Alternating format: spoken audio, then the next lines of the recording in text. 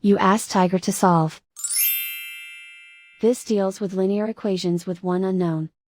The final result is r equals 1/7. Let's solve it step by step. Move the negative sign from the denominator to the numerator. Group all constants on the right side of the equation. Add 15/7 to both sides. Combine the fractions. Combine the numerators.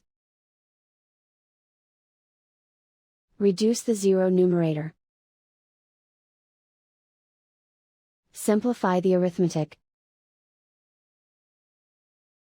Convert the integer into a fraction. Combine the fractions. Combine the numerators.